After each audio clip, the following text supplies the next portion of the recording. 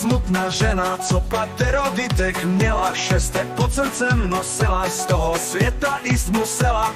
To nejmladší pacholatko po Krchově chodívalo, drobné kvitečka sbíralo. Uslyšelo v hrobě zpívať, malé děťatko kolíbať.